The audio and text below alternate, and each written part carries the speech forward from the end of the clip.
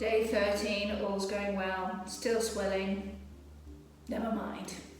I've got 2 exercises today, both of which are based on the chair, and the first one is as follows.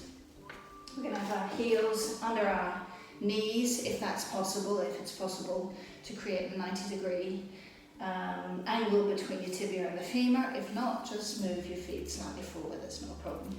We're going to grab the backrest with our hands.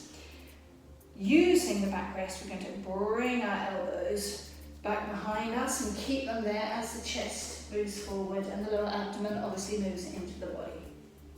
And then from there, with the good leg, first of all, we're just going to lift that good leg a centimetre or 2 off the ground, but not bringing our chest back like this. That's really easy, I could do it. That's not the point. We're wanting to engage the muscles here. The more the muscles are working here, the more we can protect our damaged parts of the body. So we come up like so. And then we come down. Now with the bad leg, for want of a better word, the idea is also to maintain that angle and to try ever so slowly to reduce that angle, to make the angle more acute.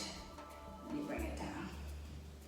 So the exercise is twofold. One is to try and move these 2 sections toward one another and reinforce the body just generally.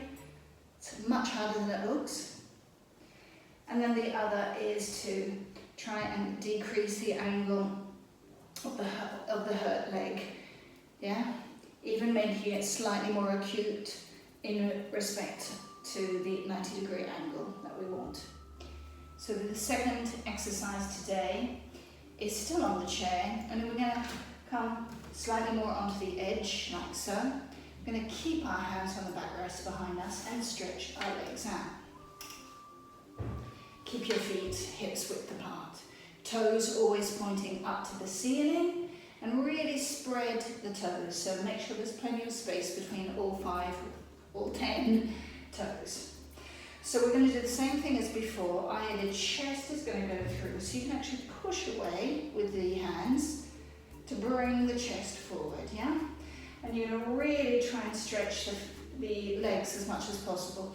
And so that also means keeping dynamic with the feet.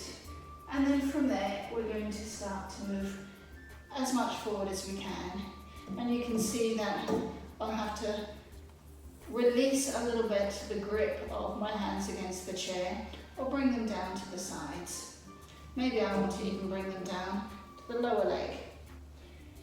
And I need to keep on thinking of this lift towards the chin of the solar plexus region. And I come forward as much as I can. And you can see at all times my legs are getting a really great stretch, and that's going to be fantastic for the swelling. What I don't want is this. So I've closed this part, and therefore I've closed my chest. So I really want to be able to breathe properly. And also you get less of an effective stretch if this part closes here. So if you're up high like this, or even like this, it's not a problem. Just keep on expanding the solar plexus region. And of course you might be down a lot lower. That's absolutely fine. Keep your toes active, feet, and above all the legs. And remember that this is a really, really positive stretch in terms of releasing the swelling in around your knee.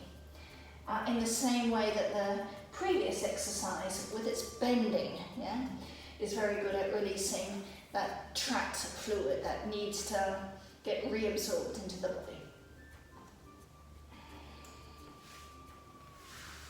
So have fun.